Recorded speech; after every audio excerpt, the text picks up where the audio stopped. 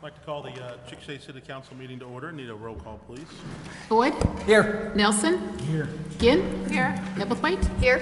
Smith? Present. Alexander? Here. Burris? Here. Curtis? Here. Grayson? Here. We have the opening prayer by Mr. Boyd and the Pledge of Allegiance by Mr. Nelson.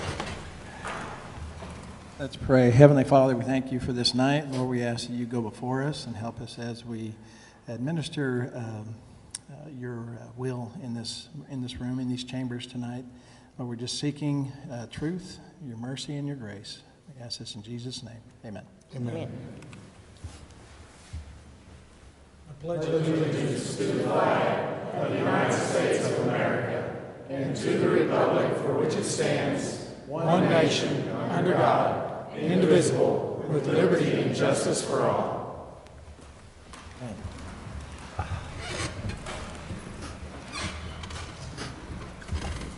Thank you. We'll move on to citizen comments. I have quite a few. I just want to remind everybody when you come up to speak, name, address, and that we do have a 3-minute time limit that will apply to everybody. And speak into the microphone. And also remember that we as council can't engage, okay? We can listen all day, and we're happy to, but we can't, in citizen comments, we can't have any back and forth, just as a reminder. First up, Catherine Kate. Didn't mean to put you on the spot. Hi, yes, my name is Catherine Kate, and my address is 2472 Highway 92. I live just outside of town. My husband and I'm here this evening because my husband and I have purchased a lot that is right next to Shannon Springs Park. It's just south of 2400 12th Street. It's the lot just south. There's a home there with a large acreage that's been sectioned off and sold, and my husband and I have purchased that southeast corner. And I'm here because I understand that there is a city ordinance that sidewalks must be installed, and while I support sidewalks and recognize them as a safe form of travel for pedestrians, people in wheelchairs, strollers, possibly even bicyclists, I truly believe that a sidewalk on that specific lot would be hazardous. The reason being is that one side of that lot has a 4-foot retaining wall, and the other side, the southeast side, has a steep, the curvature of the land is kind of a steep slope. And so there is a crosswalk from the park that crosses the street right to our lot, which I think would invite members of the community, particularly during the Light Festival and the Firework Festival, to cross the street and walk on a sidewalk should we have it on that property. But my concern is, if it's evening time, it's night, it's a fireworks show, there are people from out of town, they get on our sidewalk, they're texting on their cell phone, and they're not aware that that sidewalk is literally going to end at a 4-foot drop-off. The home that we're right next to, I understand, has been grandfathered in and not required to build a sidewalk, so it wouldn't connect to anything, and if it did, there would have to be steps. I just really think that ultimately a sidewalk on our lot is an invitation for an accident, and is not in the best interest of the members of our community. Thank you. Thank you. Thank you. Thank you.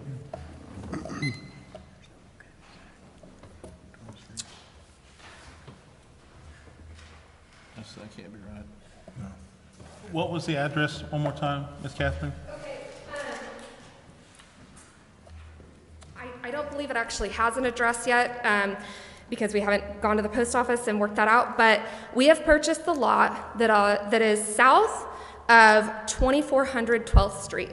That's the address of the home. It's the lot that is just south. It's on the southeast corner. It's right across the street from, it's right next to your shop, and it's kind of near the bathrooms at Shannon Spring Park. Okay. Yeah. Thank you. Thank you. I didn't do this right last time. Done it now. Stephen Willman, is that right? Hello, my name is Steve Willman, and I'm here to discuss the sidewalk issue too. We are currently building a house for a customer, and the deal with this is city is doing their duty to try to enforce the regulations that you guys set forth. But I think what's happening is this: everybody's saying yes, yes, yes, yes, and throwing this in here. On this issue, somebody needs to put boots on the ground and look at what's going on here. I mean, we've got creeks to cross, so as we're building now, the city code enforcement has come back and said, well, if you don't put the sidewalks in, we are not going to give you occupancy permit, even though the house is being built. And half of that lot to the north is an alleyway that goes uphill. Then the other, and then when someone builds on the second lot, they've got to have the expense of building a creek, building a bridge across the creek.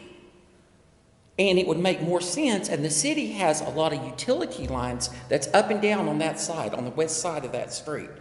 And this lady that spoke with us before, they're the further south lot, we're the farther north lot on this. And under the subdivisions, they're calling it a subdivision. That is a re-subdivision under the city of Chickasha's rules and regulations. So under a re-subdivision, you don't need the sidewalk there. It would be smarter to have the city put them on the park side where there's no utilities. Because if we have to pour sidewalks, the city needs to get in utility lines. That's costing the city more money, tearing out sidewalks for under the sewer line is on that side. The water lines are into there. There's fiber in that area. But on the other side, on the east side of the park, there is nothing, no utilities. So you could put your sidewalks and they would live there peacefully with no damage. So I just think somebody needs to reevaluate this and say, wait a minute, this isn't a smart idea to do this. Thank you. Thank you. Thank you. We get all that, Keith? Okay, thank you.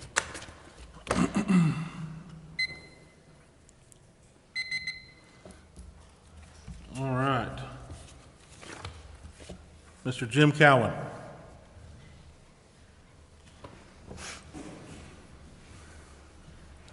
I'm going to warn you, 3 minutes, okay? We'll definitely keep it under the time limit. My name is Jim Cowan, 1520 Woods Lane. And first of all, thank you all. I know you've been through a lot of long council meetings here recently. You've looked at a lot of really important issues for Chickasha, and I really believe all of you are trying to do what you think is best. All I want to do tonight is ask you to, as it relates to the TIF, is just consider facts. A couple of facts. The TIF district does not provide a tool for this, or it does provide a tool for the city to encourage and promote economic development. Obviously, I'm going to be in favor of a TIF because I believe it is an important tool for economic development. The TIF district does help facilitate growth that cannot occur without the critical infrastructure improvements. The TIF district does provide a way to obtain state matching funds that otherwise are not available. Really, though, what I hope you'll understand, and I know you've heard this, but here's what a TIF district does not do. A TIF district does not raise or lower tax rates. A TIF district does not forgive the obligation to pay taxes. A TIF district does not force or require a property owner to develop the property. If they don't want to develop, they don't have to. There's nobody says they have. And when I was up here a couple of weeks ago and talked about the empowerment zone across the Choctaw, that they've been in that since 2018 and no one's forced them to do anything. It's just an option available if they so choose. The TIF district does not place any restrictions on the individual property owners. If you want to continue with what you've done, you continue with what you've done. There's nothing that forces you to do any different. You know, the TIF district does not obligate the city to spend any money. Ultimately, you all have all the control and all the power. You make all the decisions if a TIF is passed on how it's used. So, As you're considering this important vote tonight, I hope you will please consider all of these facts. Thank you. Thank you. Thank you. Thanks, Jim.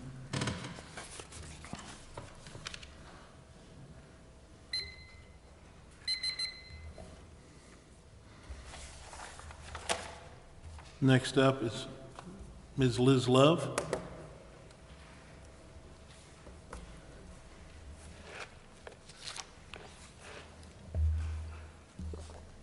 I'm Liz Lowe, 1524 East Choctaw Avenue. I come in regards to the land, the lowland farm. 50 years ago, I married into this farming family. But all four grandparents were still farming. His parents would farm, and then I got to learn how to farm. In 1953, the Interstate 44 with H.E. Bailey Turnpike cut their farm in half going through. And then again, after I joined the family, the eminent domain took over part of that land that they didn't initially take, but they were going to take some more to make those access ramps onto the turnpike. And then after that, Highway 62 expanded even farther, taking some more of the farm on the north side. And then when they decided to make, the city decided to make the Grand Avenue go all the way around the ballpark, they took 2 more lanes of our farmland. Now, I understand, and I appreciate it, you know, how it was good for the community. But I want you to understand a little bit how we sort of feel. If someone kept taking 1 part, 2 parts, 3 parts off of your business, and then the traffic increased, and it wasn't improving our business, and people drove by and threw trash into your business, I just want you to think about how we feel in our land. Now, this land was good river bottom land to farm. And what is so important is that it is such a wonderful resource. We have more and more people moving into the United States, and we have less and less farms and less farmers. And this resources, we need to protect the good farmland so the farmers are able to take care of the land. And Bud has been a great steward. He loves the land, and that's what his concern is, not developing it and make a lot of money. His concern is feeding this nation. And I want you to consider, in 1973, well, I'm going to tell you about Paul Harvey a little bit. Some of you young folks may not know him. But he had a talk show on the radio. It was probably the first of podcasts. And it was for the rest of the story. And people would listen to it. In fact, 24 million people would listen to it. So he had 24 followers. I have that poem, and I'm going to leave it so you might have an aspect. And also I had the scripture that you might consider that says, do not covet your neighbor's property. And I have enough for all of you and enough for all of you if you would like to have that. If you just give it to Susan, she'll distribute it. Thank you. Is that, you said you're going to read the poem, is it super long? Oh, okay. It's too long for me to read. I just want you to realize how it was, in fact, it's sort of farming in olden days. But it does stay true to the heart and the feelings of even modern day farmers, even if it's a male or a female farmers. They have this love for the land. And I appreciate that. I mispronounced your name. I need to go back to school and learn how to read. Sorry, Miss Lowe. That's okay. That's Lowe. Yep. Thank you. Then you go back to cursive school.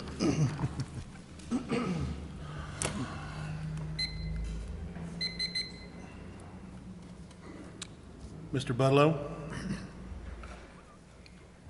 Is that Bob or Bud? Bud, okay. Got one right. Good evening, council. I'm Bud Lowe. I'm the other half here. And I won't take 3 minutes, I promise, on my deal. On the TIF program, my interest is the corridor going east. I've requested it before, and in all sincerity, I'd like to do it again. I would like the Lowe family farm and also the Thomas land to be removed from the list. Thank you. Thank you. Thank you.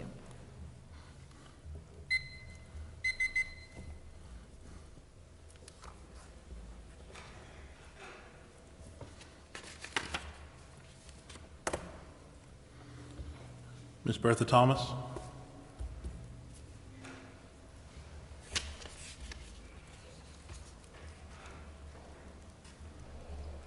My name's Bertha Thomas. Physical address is 4000 North Road.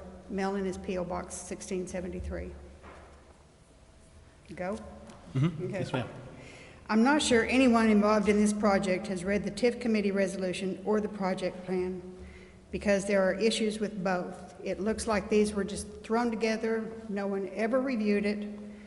For instance, page 6 of the resolution states, there is currently no sales tax revenue generated within the proposed increment districts.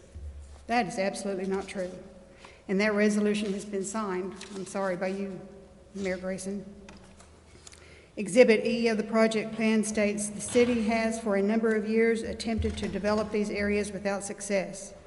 It goes on to say the city has previously included portions of the development area in a tax increment district. That also is not true. The city, it looks like that language was put in to satisfy Oklahoma Statute 62. I can't find anyone who recalls there ever being a focused attempt by the city to develop this area, nor was there ever a previous TIF other than the one around Grand Avenue.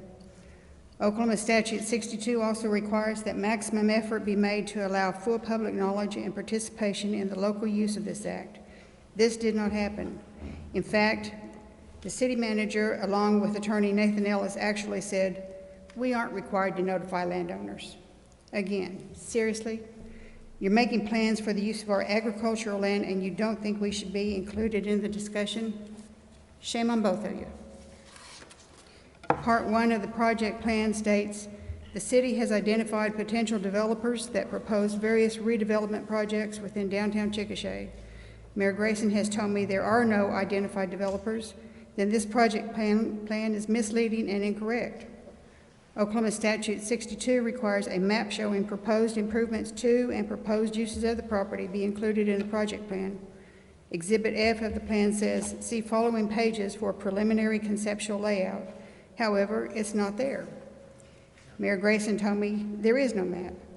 Without the statutorily required identification of developers and their proposed improvements, there is no plan. Consequently, there is no project. A TIF is not intended to be used in areas where growth is occurring or probably would occur anyway. This TIF would divert much needed funds from our city, county, schools, police, and other essential public safety and government services for 25 years. Do we really want to deny these essential services the funds they all desperately need now and in the future? Imagine today, if you're having to make ends meet based on 1999 income, which was 25 years ago. The plan is not free money, it is merely a taxpayer-funded quality of life social engineering project. Tax increment financing is not designed to be a catch-all economic development tool. Thank you. Thank you.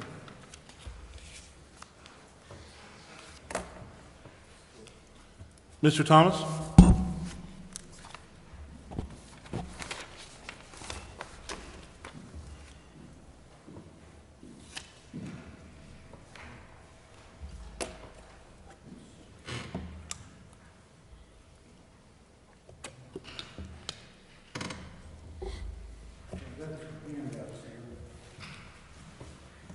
Enough for everyone. Okay.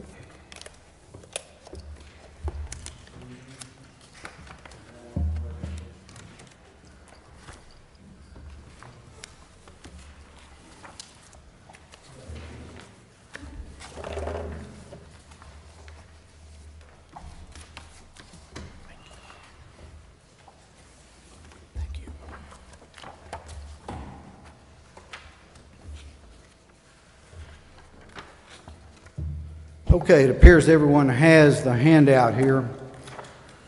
Each of these maps that you've got in your hand are copied right out of the Gateway to Chickasha materials. Page 1 of your handout is a map depicting the Thomas and Lowe properties in TIF District B.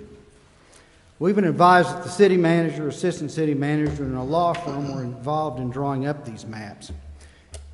Kind of interesting how First National was left out of the downtown area. Out here in the east part, the Lowe family's ownership dates back to 1928.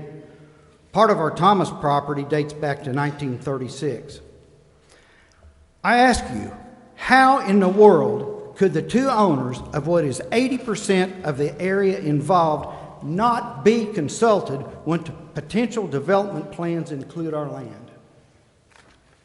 It's rude, it's insultingly, and it doesn't build trust in the process. Okay, flip over to page 2.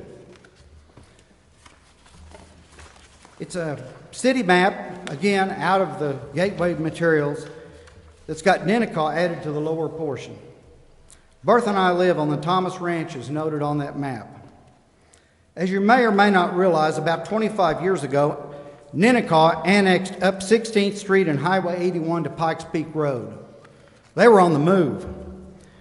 In early 2001, Chickasha's city manager contacted us with urgent news that Ninnekah had immediate plans to annex up to Chickasha's then existing southwest city limits. The city manager further explained that if we would agree to an immediate voluntary annexation of a 330-foot strip along the south and west sides of our ranch, that would block Ninnekah's ambitions to enter Chickasha's backyard. We agreed to the annexation. A copy of that ordinance is also attached. As you can tell from the points that Bertha brought up, we've spent several days reviewing the Gateway Plan and the proposed ordinance, as well as TIFs in general, and we have determined that this scheme is simply not a good fit for us. When Chickasha urgently needed us in 2001 to defend its southwest border, we positively responded. Tonight, I ask that you return the favor by granting our request to be deleted from the Gateway TIF plan. The Lowe's join us in that request. Don't let working with Chickasha be a one-way street. This is an opportunity to rebuild faith and trust in our city government. Okay? Thank you. Thank you. Thank you. Thank you.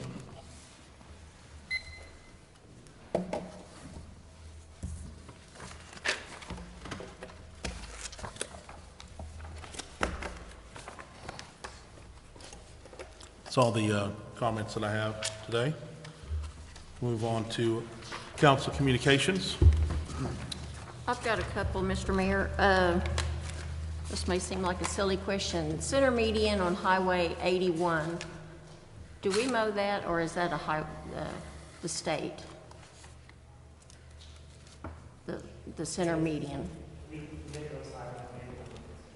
Okay, so we mow, I noticed those have been mowed, but they're not being weed eated. There's grass that's tall on the edges and over the curbs and into the road. Right, we edge it once a year. We're going to be edging here pretty quick here in the next month. We edge it all before Festival of Light kicks off. But we just can't, we have to shut down lanes of traffic. I understand that. Edge it, and so we can only hit it, so we can only get to it so often. And but yes, we will be hitting that here in the next month. Do we have any push mowers? As in like yeah, we have some, yeah. Because some of that could be knocked down with having one wheel on the curb and blowing the grass into the median.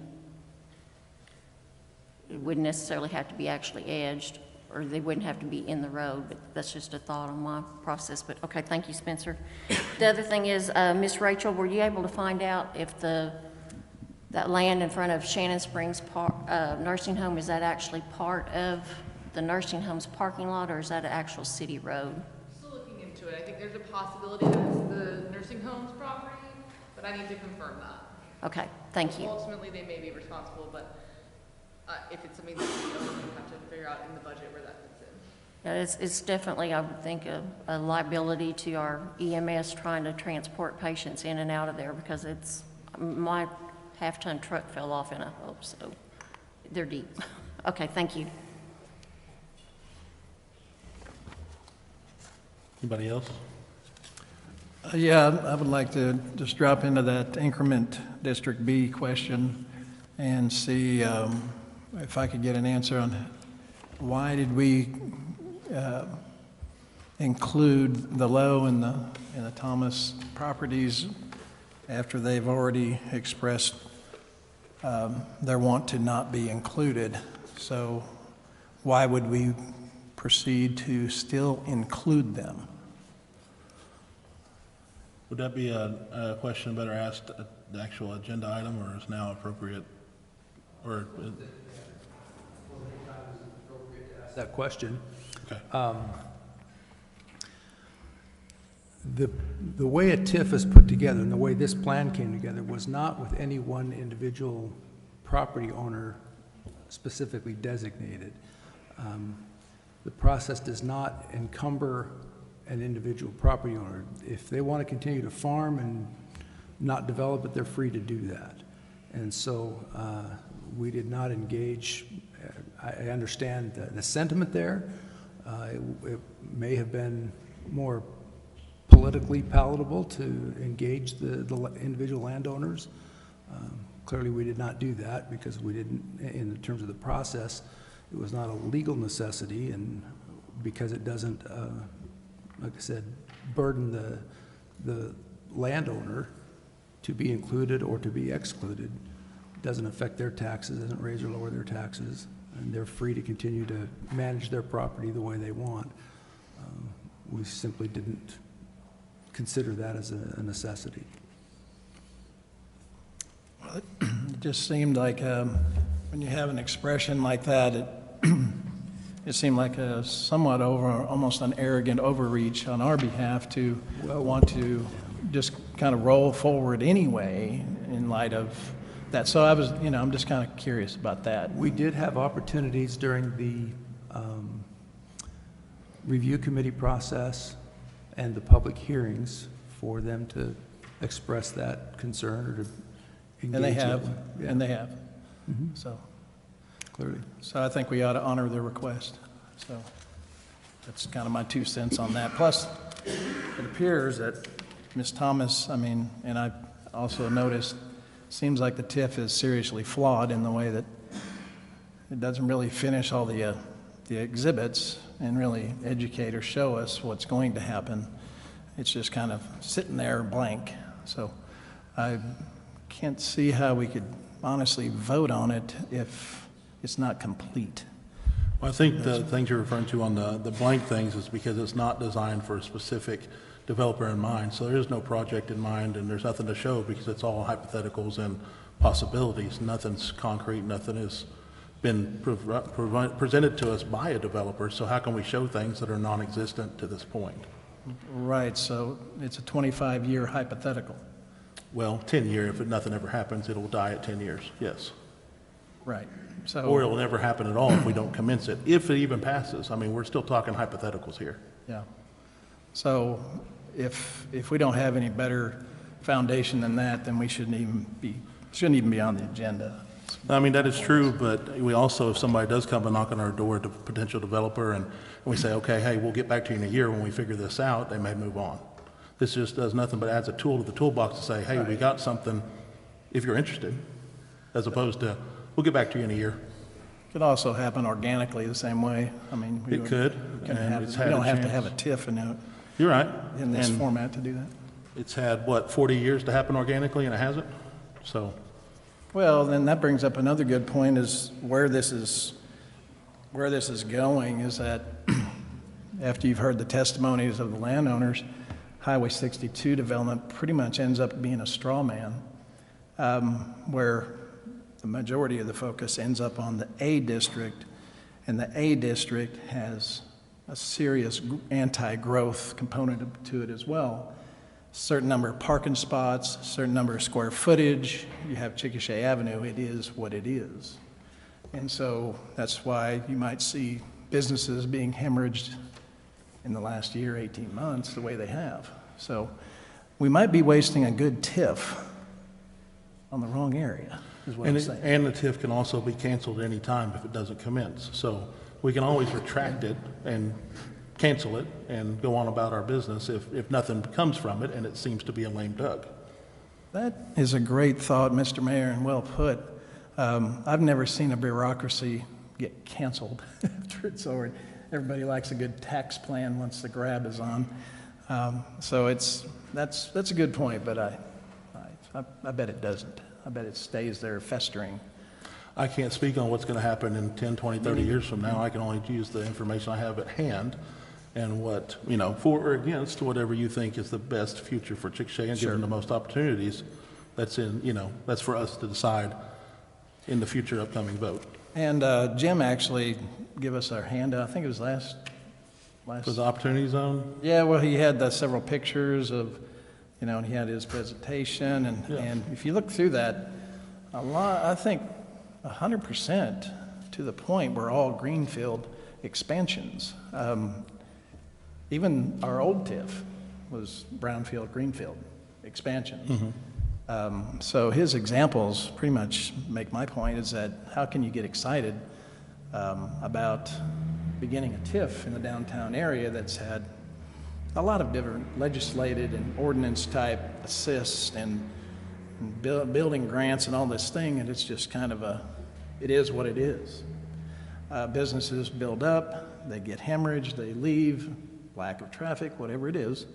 And I'm not casting dispersions against the EDC. It's not really, that's not where it should go. It's where we're building.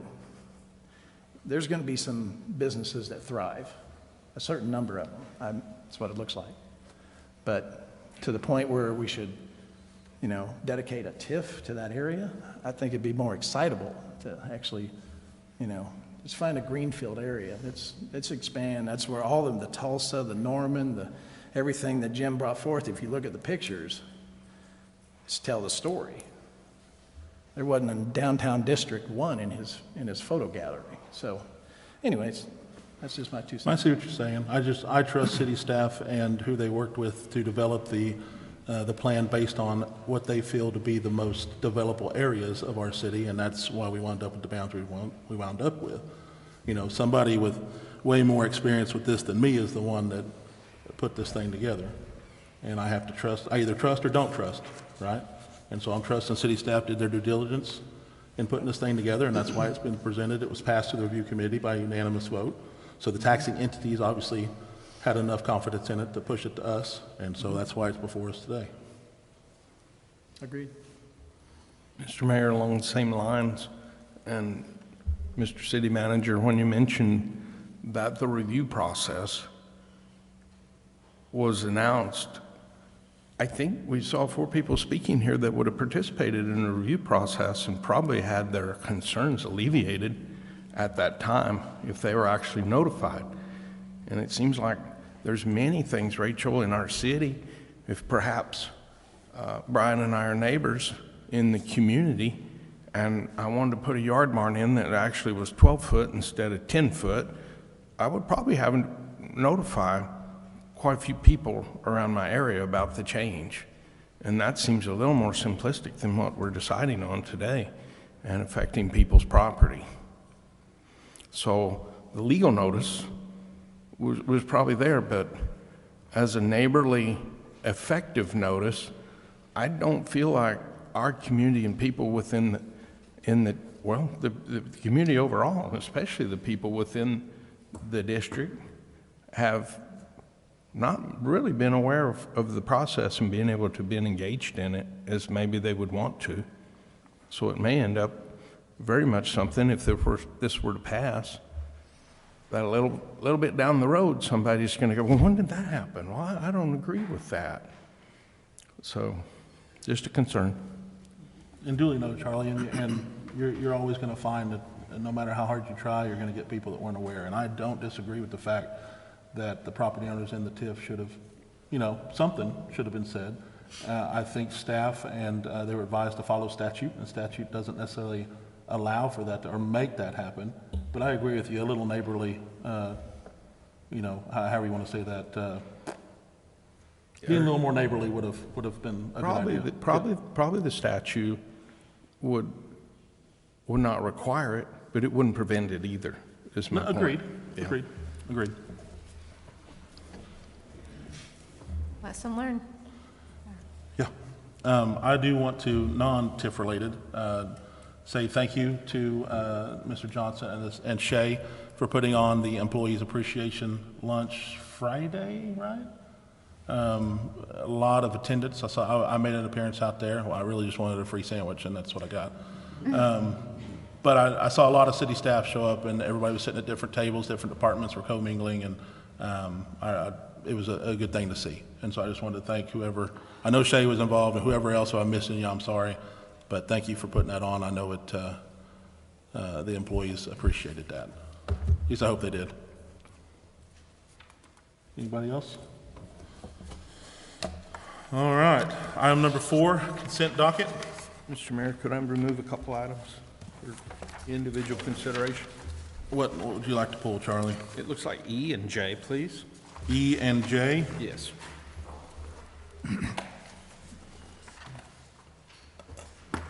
Okay.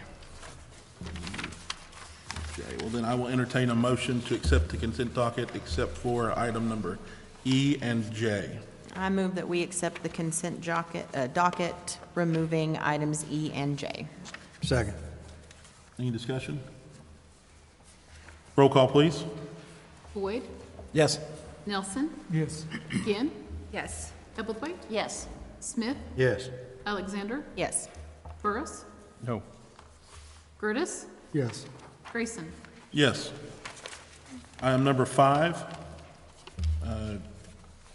item E from number 4, an appointment of Sierra Leatherwood to the Historic Preservation Committee, replacing Pam McKissick with a term of June 30th, 2026.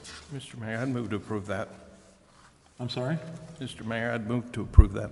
Okay, I have a Second. second. Discussion? Roll call, please. Nelson, Yes. Ginn, Yes. Ebblethwaite, Yes. Smith, Yes. Alexander, Yes. Burris, Yes. Gertis, Yes. Boyd, Yes. Grayson. Yes. Item number 4J, approve request from the Chickasha Chamber of Commerce to hold a Friday night walk parade on Friday, October 11th, 2024, from 7 p.m. to 7:30 p.m. from 6th Street to 1st Street on Chickasha Avenue. Make a motion that we approve a request from the Chickasha Chamber of Commerce to hold a Fright Night Walking Parade on Friday, October 11th, 2024, from 7 p.m. to 7:30 p.m. from 6th Street to 1st Street on Chickasha Avenue. Second. Discussion? I know that this was, we approved it for the first time last year, I believe, and I know there was concerns last year that it was going to be, an adult free-for-all, if it will, but if I'm not mistaken, it wasn't that. Everybody had a good time. There were I saw a lot of really nice pictures, everybody behaving themselves. It was basically a way for adults to be able to enjoy the festivities without having to tag the little ones along, if I was going to be a betting man. But does anybody have anything else to say on that? Are they asking for police blocking of roads or anything? Is that? I'm assuming, since they're doing it from 6th to 1st. No request for street. I think they were asking for street closures, just I think a carriage or a horse or something, and then walking behind that was gonna be the only. Jim, are you requesting is the chamber requesting to close the street down or anything, or? No, sir. We did not close any streets last year. We just had a police going along with the walking parade. I think we probably had around 45 participants. It took about 15 minutes. We ended up down in the area where the leg lamp is. That year, or this time, for this year, there will be a haunted house that will be appealing towards upper teenagers, young adults, that kind of thing. So this is just something that it's kind of fun and festive. All we've asked of the police is just to help protect the pedestrians as they're walking down the 4 or 5 blocks. And correct me if I'm wrong, there wasn't any shenanigans going on, right? There was nothing going on other than, there's a lot of people in Chickasha that love Halloween, and they love to decorate for Halloween. And We'll also be doing a decoration contest all in neighborhoods all throughout Chickasha just to make it fun and festive. So there wasn't anything other than, 40 people or so walking, having a good time. They got down to the end there, and then I think most of them went into the restaurants to eat. I think the biggest concern is just crossing 4th Street. But Yeah, and that was something that the police helped us with, and we had several other staff there too with flashlights and just trying to make sure that, we observed, waited for the red light, and then got everybody across the street. Thank you, Jim. We You have- have something, Ron? We have the manpower, I guess, for the police force. For the police force, we have the manpower to take care of that, or? We can, yeah. And we've got 3 on shift at that time. I worked it last year, and I followed to make sure that they got it across okay. And when I guess as long as calls for it, it's not a big issue. Okay. Roll call, please.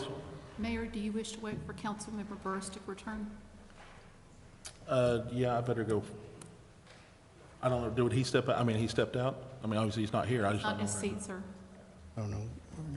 Do you wish to go ahead and do roll call? You don't have to, you're not required to wait, you can just record it as an absent. Okay. I do not know what to do, but let's just go ahead and go. Roll Call call. for a vote. Yep, roll call, please. Ginn? Yes. Ebblethwaite? Yes. Smith? yes. Alexander? Yes. Burris? Curtis? Yes. Boyd? Yes.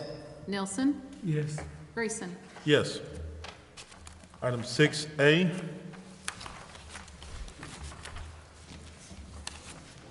Discussion, consideration, and possible approval to award bid COC-2402-100 aerial, or, sorry, no, is it a dash 100 or is it 100 aerial? 100-foot aerial truck to, how do you say it? Stupton and Heartland Fire Trucks in the amount of $2,126,805. Make a motion that we approve the bid, award bid COC-2402 for the 100-foot aerial fire truck to Sutphen and Heartland Fire Trucks in the amount of $2,126,805. Second. Discussion? I've got a couple of things. First of all, Chief Tony, thank you for bringing the bids back to us, or more bids to us, because I know you had to go through the process a second time when council and finance department asked you to, that we asked that we wait until we saw a few things happening. I also want to thank council members. If you'll notice in your brochure, there's not only the letter from Chief Tony, but there's also a letter from the apparatus committee. I believe Chief appointed or maybe took volunteers. I'm not quite sure how that worked, but there was an actual apparatus committee that worked on these, worked with the companies that they got the bids from. A lot of this was done on their time off. The research and site visits, going to other fire departments to look at this equipment. So I just want to I want to thank them. It shows us and the council and the cities of Chickasha the type of caliber of men that we have in the CFD and their dedication to the citizens of Chickasha and to their department. Thank you. I had a question on this bid, Chief. Originally, we talked about the ladder truck was going to be like 1.4 million. Yeah.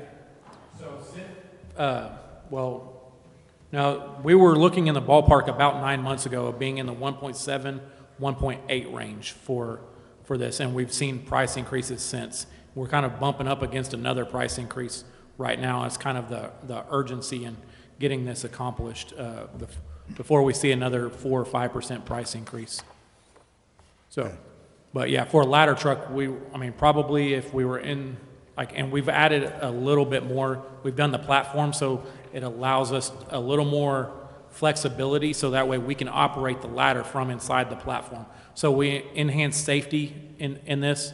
So we could have been at a 1.4, 1.5 if we didn't do if we just did what we would call in the fire service as a straight stick. what we did is a platform, so we essentially are going up in an elevator now instead of climbing with all of our, roughly 160 pounds worth of gear up a 100-foot ladder. So we'd be going up an elevator now, if that makes sense to you. It also allows it to be operated by one personnel Correct. instead of two, right? Correct. So if they were climbing up and they were operating from the top, if we're in the platform, one person can operate everything from the platform itself. Whereas how we currently operate, everything has to be operated from the ground. So we're essentially taking two people to operate the ladder. So we're increasing flexibility with our staffing. The other question, I apologize, forgot, Chief. I noticed on the one bid, there is a 7-year maintenance package, but on the ones that we're asking to approve here, it just has a warranty of a period of 1 year unless an extended warranty is purchased. Do you have any idea what the extended warranty? The Sutphen offers a 5-year service warranty or 5-year service plan. The other one offered a 7-year plan. Okay. The difference ultimately boiled down to the type of trucks, the craftsmanship of the trucks. So we were looking at literally between the two bids for total amount of money was $1,732 difference in the two prices. And so I went with the 5-year service plan based on some other aspects that are in the bid. So Heartland/Sutphen also included $25,000 per truck for additional equipment. So instead of us, and you'll notice in my recommendation, the attention to detail that Sutphen put. In my conversations with Sutphen or Heartland fire trucks, we talked about how we've kind of always pieced things together. We've robbed from one truck for another truck. So they included in their bid $25,000 for us to outfit or add hose, nozzles, things like that. It just boiled down to their attention to detail in our conversations with them. And so that also led me to pick Sutphen over the other company. Okay, I apologize. I didn't see where the 5-year Sutphen has a warranty was. 5-year and E1 had a 7-year plan. Okay, thank you, Chief. Any more discussion? What was the delivery time? We're looking 34 to 38 months.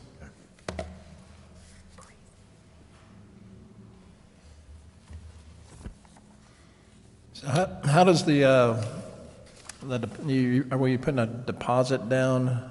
How are we locking this in? No money will be put down. We're still working on or ironing out all the financing aspect or the leasing options on it with a couple of different vendors for those options, looking for the best interest rate, things like that. So, but there's no money down. We won't make a payment until 1 year following delivery of the fire trucks. So they're securing this just on a purchase order or what? Yes, sir. Awesome.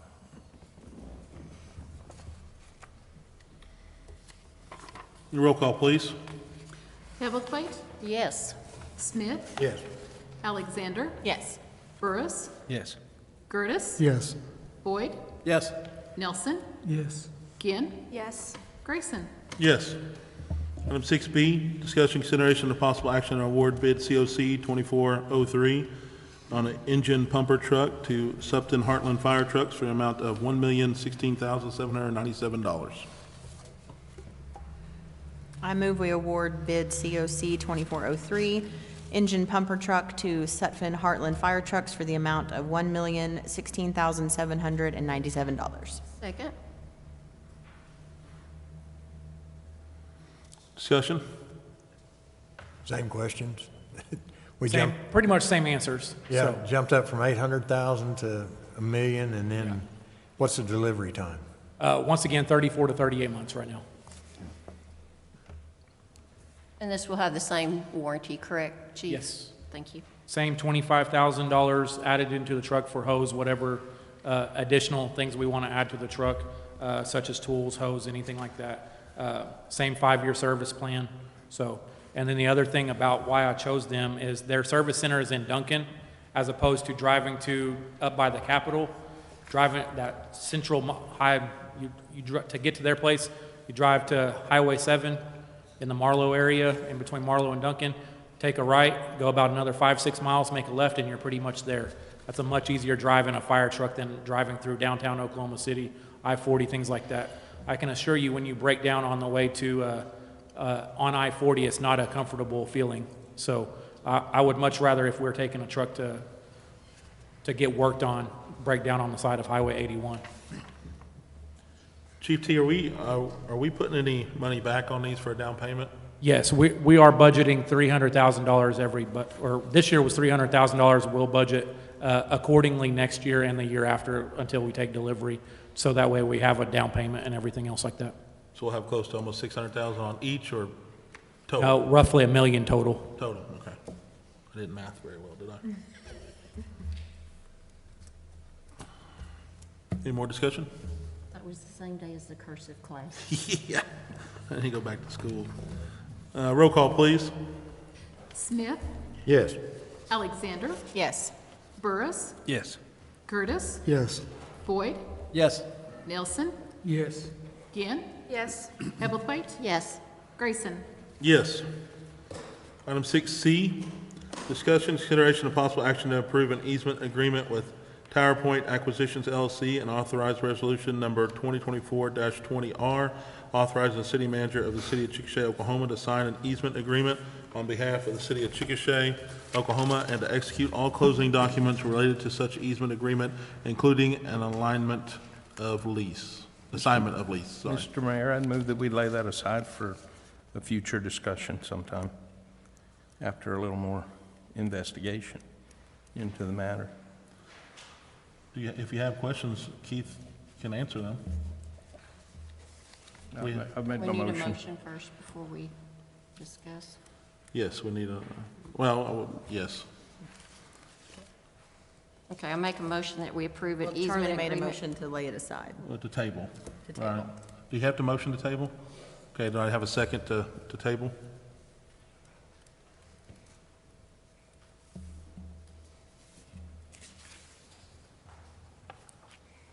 No second. Do I have another motion? Make a motion that we approve an easement agreement with Tower Point Acquisitions LLC and authorize resolution number 2024-20R, authorizing the city manager of the city of Chickasha, Oklahoma, to sign said easement agreement on behalf of the city of Chickasha, Oklahoma, and to execute all closing documents related to such easement agreement, including an assignment of lease. Do I have a second? Second. Discussion. What are your questions, Charlie? Of concerns, certainly, Okay. with the matter on, it looks like we're agreeing to a 99-year deal that maybe was entered into back in 2001?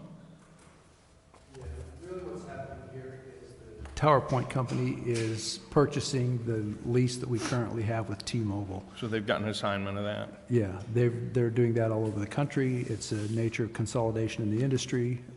It's a financing mechanism for T-Mobile and for Tower Point. And this is pretty typical. And so the fact that the city gets most of our money up front is good for the city. In my view, the $315,000 that we get in lieu of less than $1,800 a month. So it's a much better deal for us and them.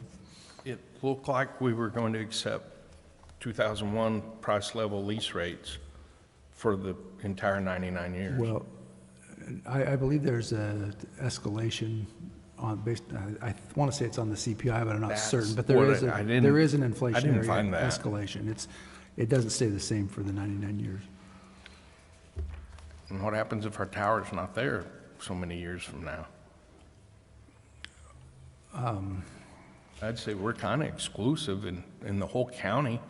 There's not a whole lot of municipal. There's not a lot of available towers space with that kind of height. This saves them from having to build new cell phone towers by being able to use the available space on the water tower.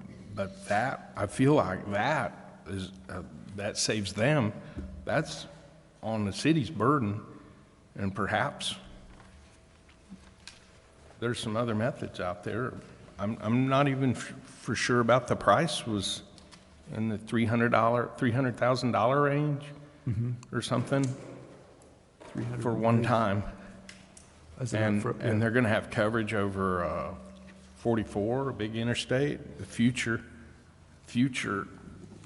81 reliever route, perhaps. Well, if in fact they build new towers, that would be a separate arrangement. Well, I feel like we've sold ourselves short on the agreement with the city, that maybe the city could stand to benefit a little differently on the thing, and that the 99-year aspect of it, nobody's equipment's gonna last that long, but they're gonna hold the right to it, whether we wanna build a tower back there when ours goes away sometime. This is long. Well, We've got the concerns. Understood. And probably, without bothering council, I probably had some pretty red pen issues on the agreement that I just thought, why should it, maybe it shouldn't be our hurry. Would the same concern not be there if it remained with T-Mobile? I mean, if they're just assuming the lease with T-Mobile. Correct. So basically, the lease that they have now, I mean, it would take over 15 years to recoup that same amount of money with T-Mobile, so it's like we're getting, you know, if it goes longer than 15 years, then we would probably not be, you know, but after 15 and a half, Yeah. money-wise. Risk of loss or change doesn't really factor into this. What does TowerPoint do? Or what do they? They're essentially a finance company that buys these and refinances them for T-Mobile, Okay, and they make their money off their margin. okay. So they're still connected with T-Mobile, I mean, it's still, Yeah, they're not a T-Mobile company. They Okay. do this for AT&T and other cellular networks as well. okay. Am I reading this right, that any new revenue, the city would also be entitled to 50% of Correct. new revenue? Right. If they were to add an AT&T device and sign a new lease for revenue, we would share 50% of that. What, if any, standing would we have to deny this?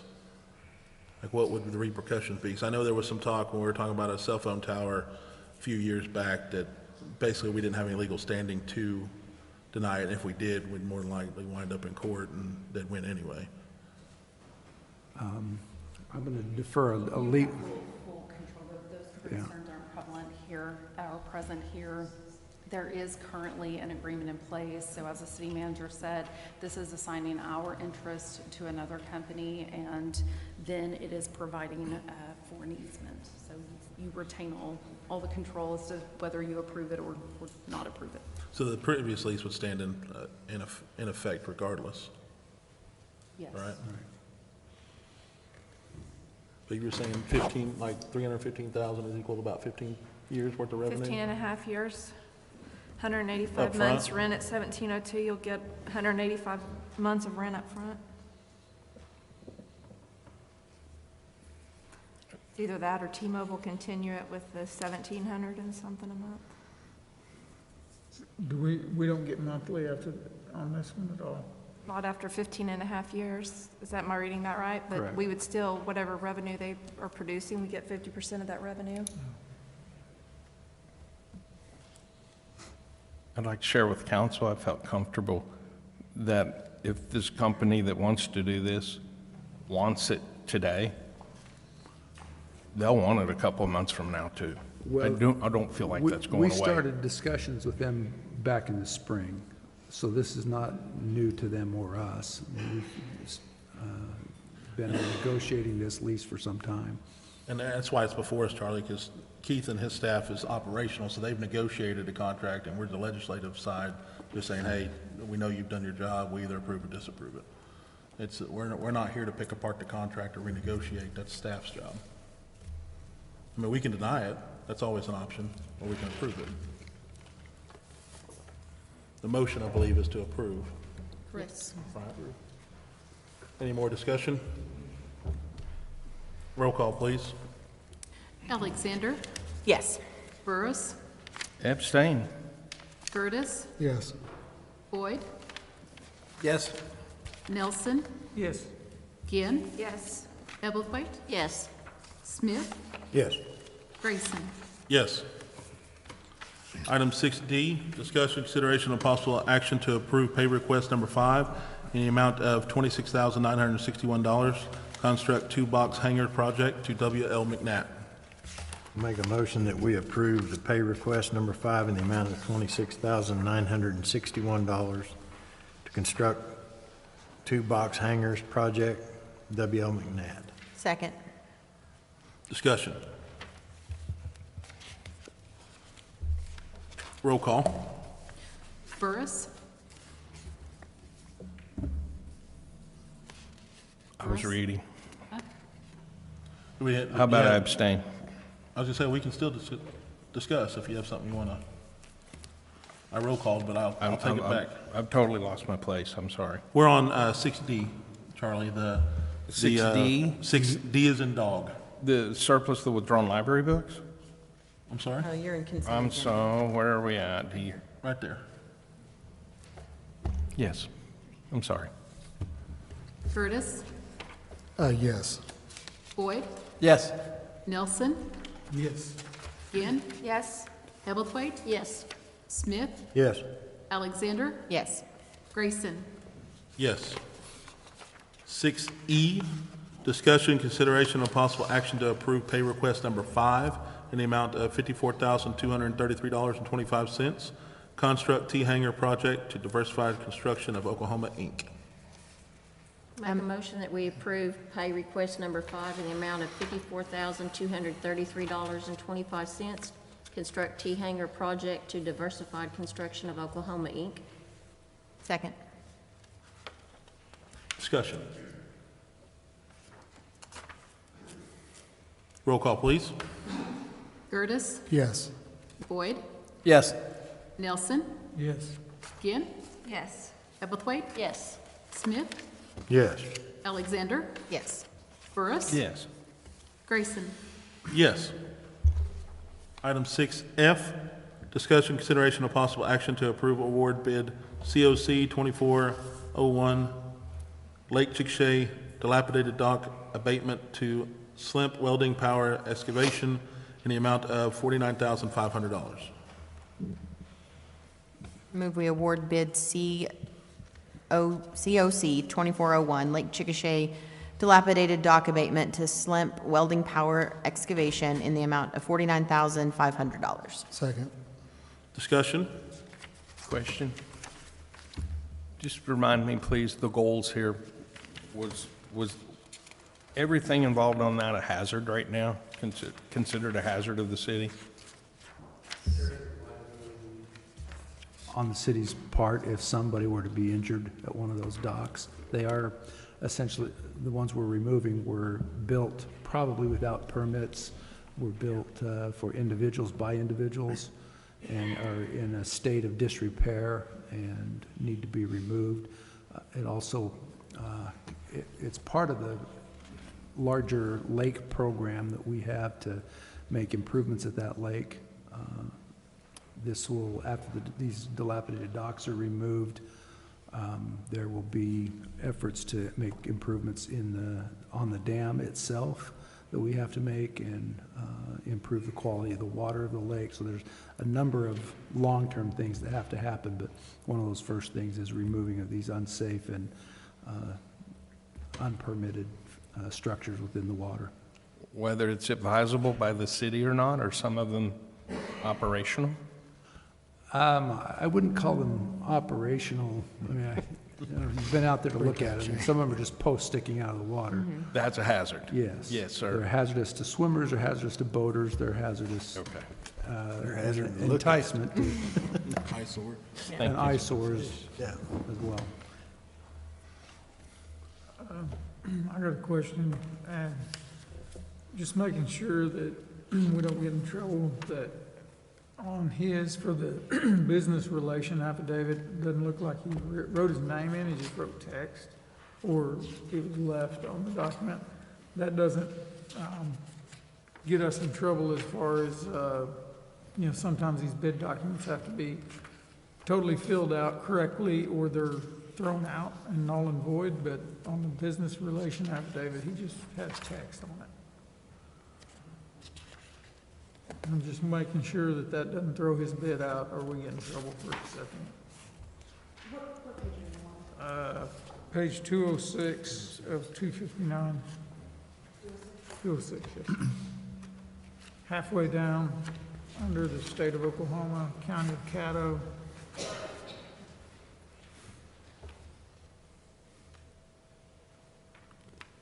I mean, it's not a signature page, but I just don't want something coming up.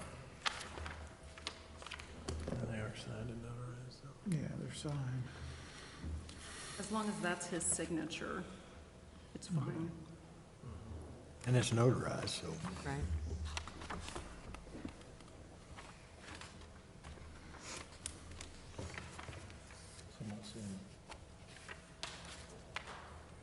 Looks like a fillable field, an editable Oh, it says field text, that was yeah. just missed. It's right under business relation affidavit. It says text instead of his name. Brutal. Gotcha. Will that typo hem us up in any way? That's what Oscar's asking. No, because it's signed and notarized. Okay.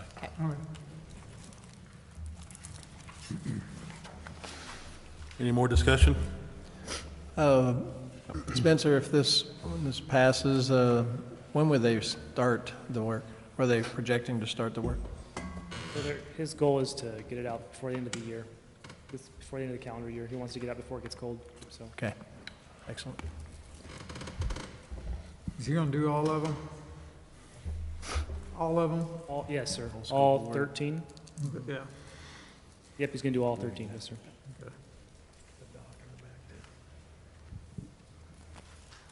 Your roll call, please. Boyd? Yes. Nelson? Yes. Ginn?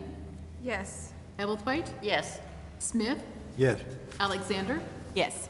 Burris? Yes. Gertis? Yes. Grayson? Yes. Item 6G, discussion, consideration of possible action to authorize the city manager to negotiate a contract with Messick and Associates for RFQ COC 2404 Chickasha Flood Mitigation Initiative. Move to authorize the city manager to negotiate a contract with Messick and Associates for the RFQ COC 2404 Chickasha Flood Mitigation Initiative. Second. Discussion. Will we see that after you negotiate? Will that come back before us? Okay.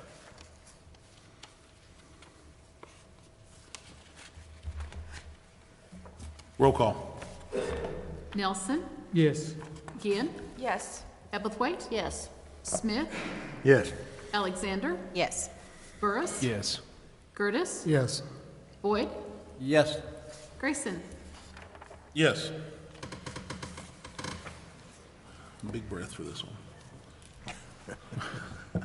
Item 6H, discussion, consideration, and possible action to approve ordinance number 2404-05, an ordinance of the City of Chickasha, Oklahoma, approving utilization of an apportioned tax revenues authorized by statewide voting adopted Article 10, Section 6C of the Oklahoma Constitution and implemented by Local Development Act 62, approving adopting the Gateway of Chickasha Economic Development Project Plan and expressing an intent to carry out project plan, ratifying and confirming the actions, recommendations, and findings of the Review Committee and the Planning Commission, designated and adopting two distinct increment district boundaries, the project area and boundaries,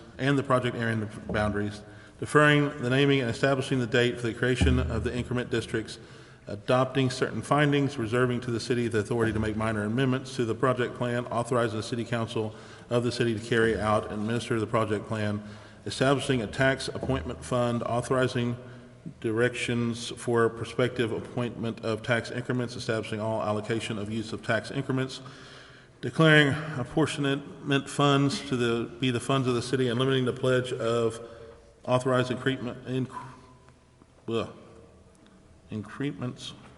what is that word? Increments. Increments, there we go, to increments actually apportioned by the city, authorizing city council of the city or public trust designated thereby to implement the project plan, utilizing appropriated tax increments to pay or reimburse project costs directly and or issue bonds or notes, if feasible and desirable, to pay project costs and to retire said bonds or notes from apportioned tax increments, establishing an effective date, providing for serviceability and containing other provisions related thereto. I'll make a motion that we approve ordinance number 2024-05 as presented. That was Smart much move. easier. Smart move. We've got a motion Second. and a second. Discussion. I have a question. I sent Amanda earlier. I don't know if there's an attorney here from PLC. Nate Ellis was unavailable, but sent Jared from his firm, and Jared's looking for dates. Happy to be here. My name is Jerry Davis. I'm with the public. This is being recorded, so it will all right. They can watch it. He would attest to it as well. So my question is, I haven't heard this discussed, but so the municipal authority or the city owns property downtown. That property is leased to private individuals. Will those properties have to be assessed and pay ad valorem? So that's kind of a two-way, I'm going to give you a two-way answer on that one, okay? So there's a old Supreme Court case that says if it's a municipal-owned facility that's rented to a private industry and they would otherwise be subject to ad valorem taxation, then they would be required to pay ad valorem. If it's municipal authority owned or city owned by itself, then it would not be assessed until some transaction occurred to bring that onto the tax rolls. Okay, so the city doesn't pay the ad valorem, the lease? Yes. The person lease, okay. Yeah.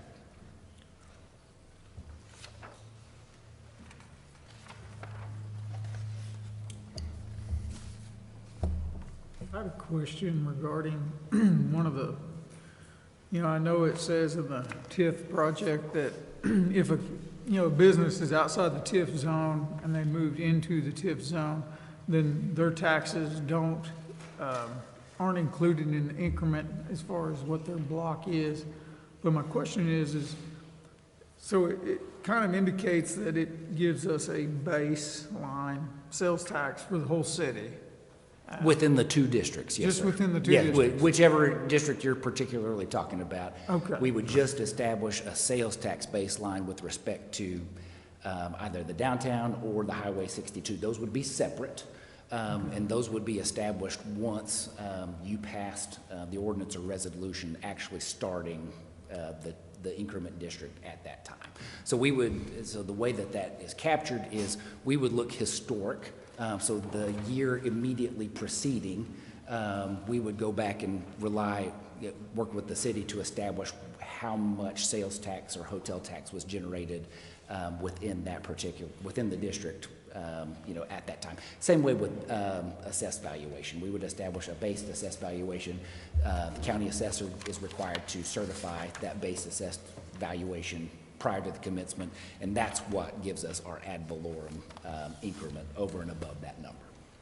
Okay, so basically, if businesses outside the district, say you get it developed and you have some development, big box store comes in.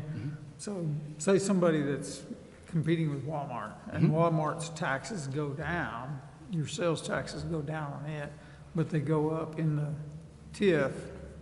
You still don't, I guess that's why we get the 50%? That's exactly right. So that's the concept of the transference that's talked about. So if the TIF is successful and you've got a big box store that wants to, locate within the TIF, we don't want to over credit them or under credit them, right? And so we have found kind of through traditional practice that it's more conservative to kind of go with that 50% transference to account for that exact same instance. That way, you're really not robbing Peter to pay Paul, based on the movement of where funds might actually get expended within the city. Okay.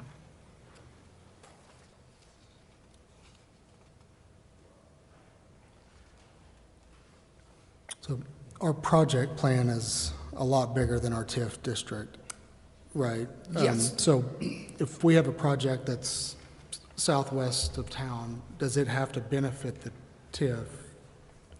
So no. Okay. So the two very good point. So within the project plan itself, there are maps that establish the increment boundaries, right? And so there's the Highway 62 boundary and the downtown TIF boundary. So that's where your ad valorem or your sales tax or hotel tax, that's where it's generated. There's another map within the project plan that's called the project area. And any revenues that are generated within the TIF can be spent within the entire project area. Kind of answering to your questions, we could take TIF revenues that are generated within those increment districts and spend them anywhere within the four corners of that big square of the project area. But isn't that only true if the project is going to affect the TIF district?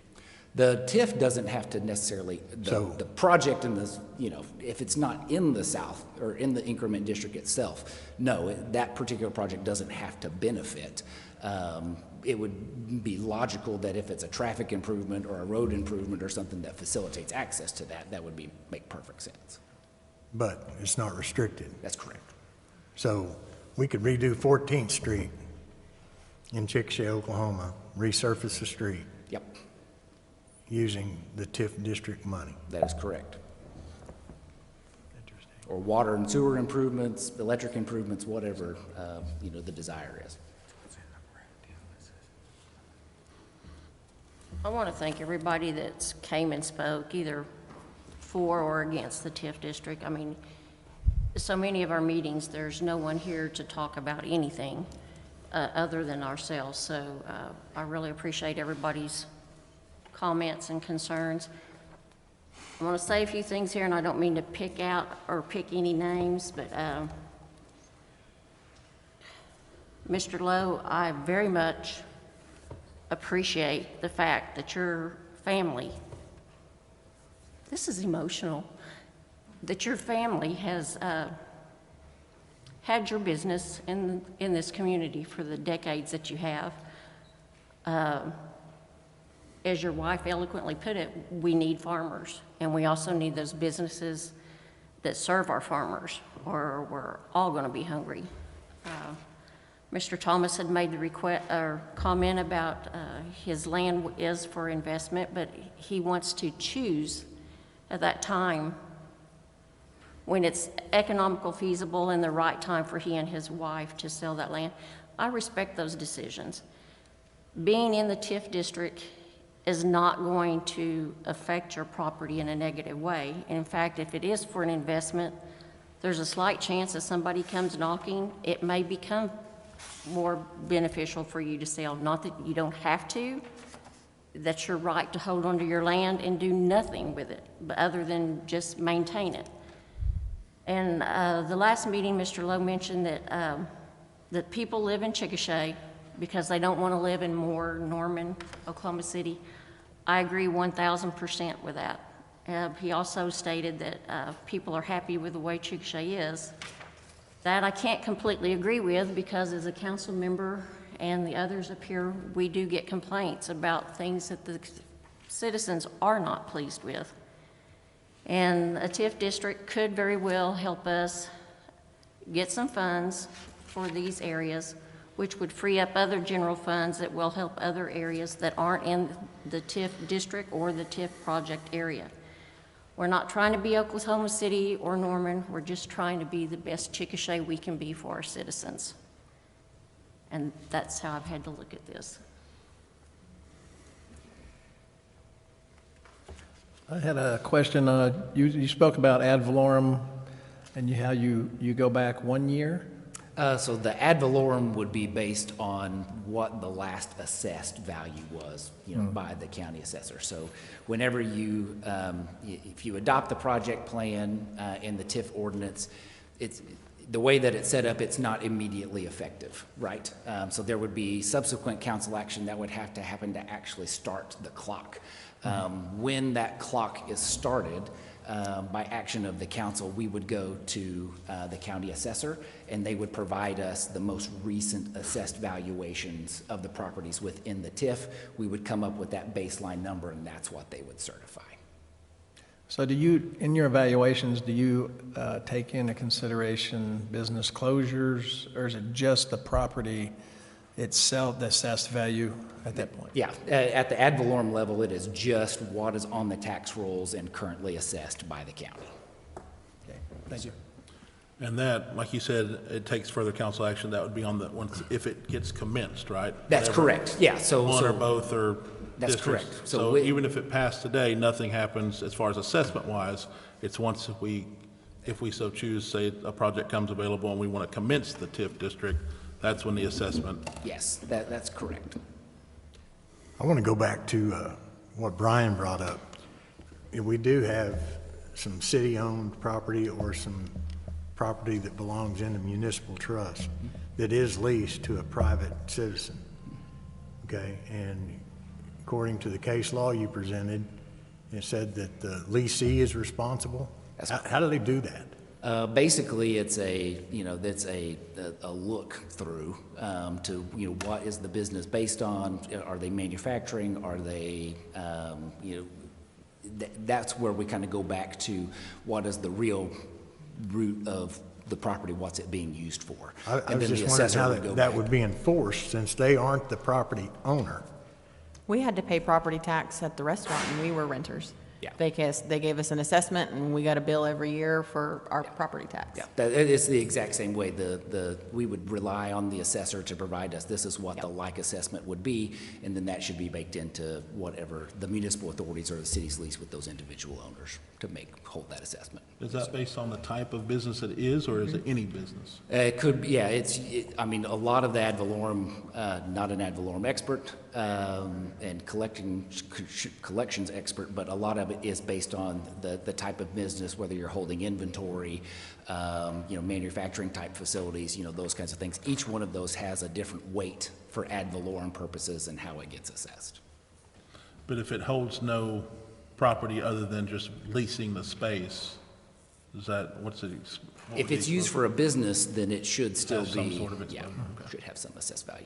A for-profit business. Yeah. Such as Right. Alexander's. So it's going to require a new assessment. The assessor probably has a running total. It's probably just not being collected, from the city. But we could work, with the assessor's office in the city to come up with what that valuation should be. And it would be apportioned directly into, the apportionment fund as well.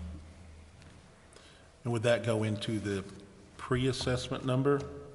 Yes, we would want to establish that as part of our baseline that we're collecting now. Yes, sir. Mr. Mayor? Yes, sir. With all respect to your position and no wishing I was sitting there, I wouldn't want to have to read that. About 3/4 of a page, 5/8 to 3/4 of a page of bold print. You're about to tell me what I messed up? Moreover, there's about a 1/4 page, 2, 3, 4, 5, 6, 7, 8, 9, 10, 11, 12 pages of relatively fine print matters, and openly admitting that I struggle with phraseology on matters a couple of times and am maybe a little nitpicky on agreements and whatnot.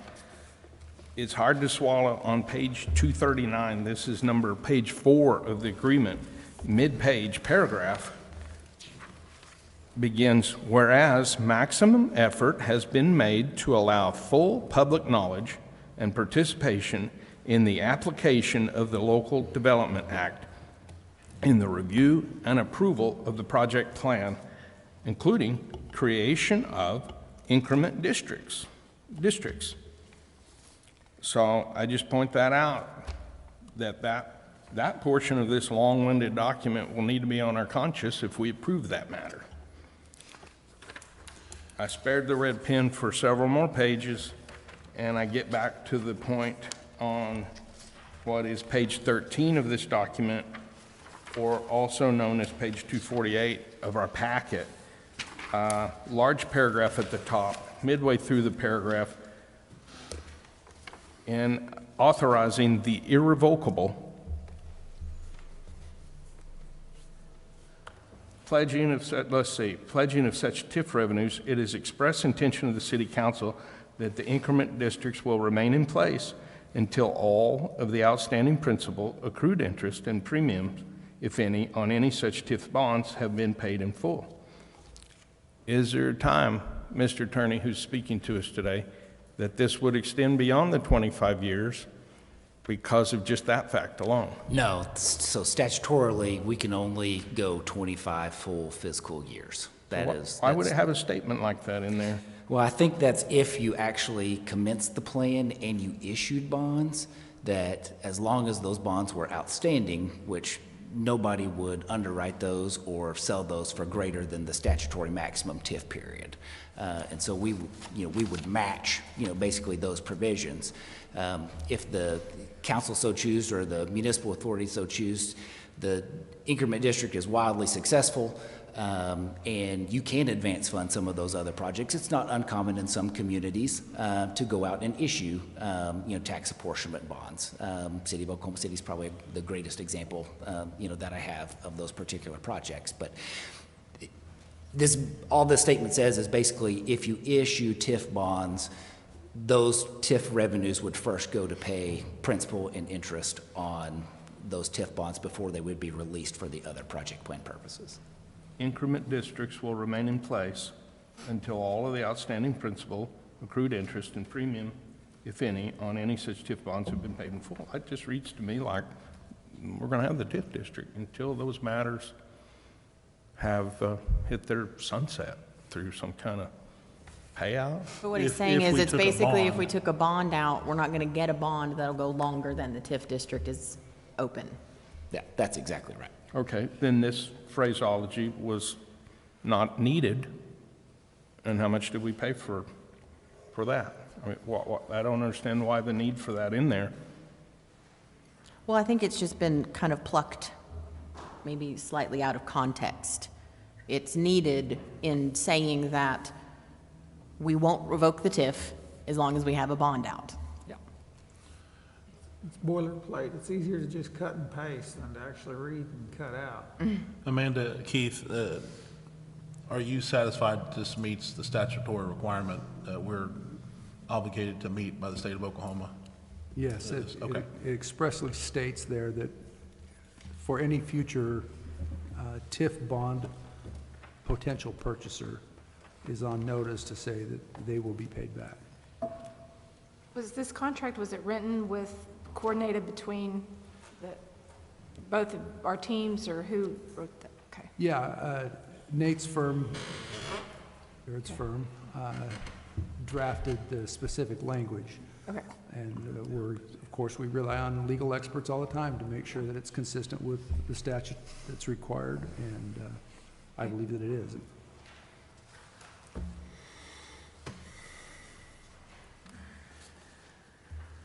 So what will the city have to come up with money-wise on these projects to get started?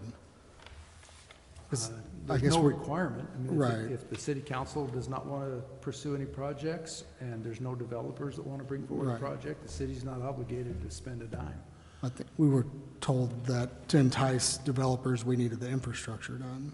Well, So I didn't know. Well, we have to have this tool in place that says there's money available.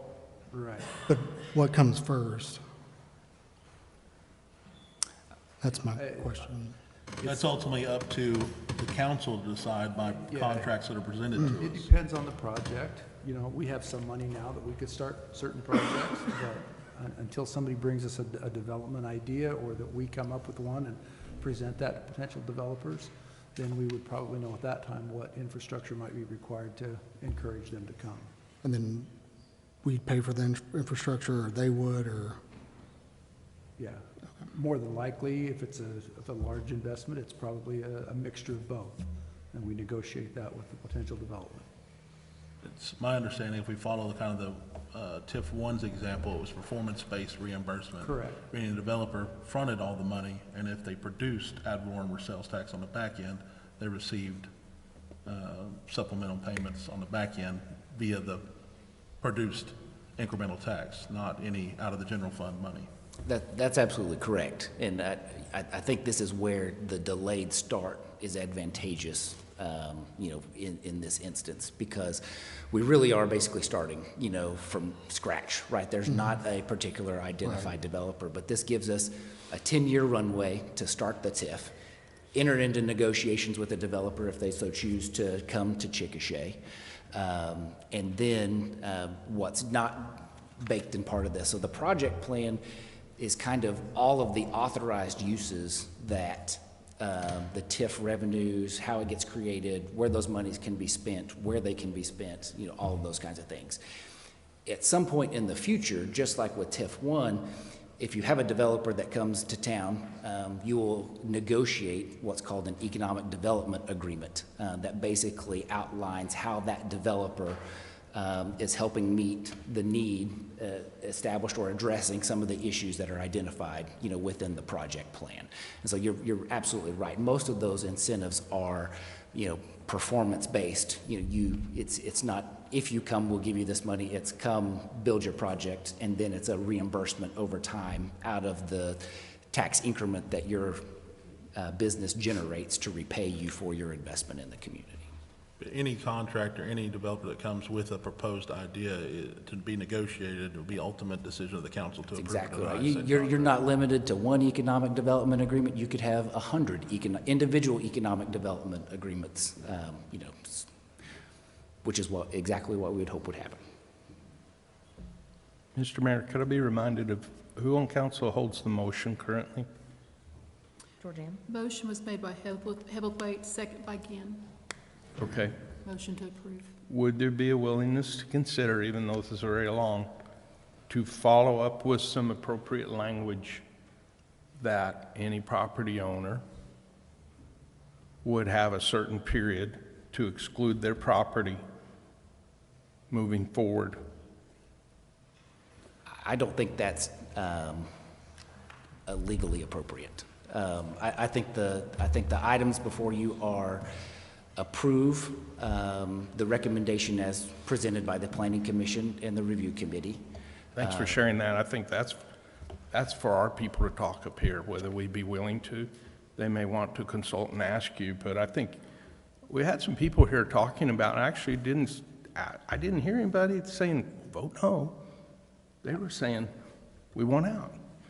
And this could give us an easy assurance that they or anybody later discovered here that wants out could be out. I don't think it's that simple just to make changes to what's presented for us right here and now. I don't think that's that. Do we have the power to do that? Well, what you're suggesting, I won't ever say you don't have the power to create the words, but what you're suggesting would allow individual property owners to change the fundamental TIF plan. And that TIF plan is directed by the state statute, which is what we have followed to bring us to this point.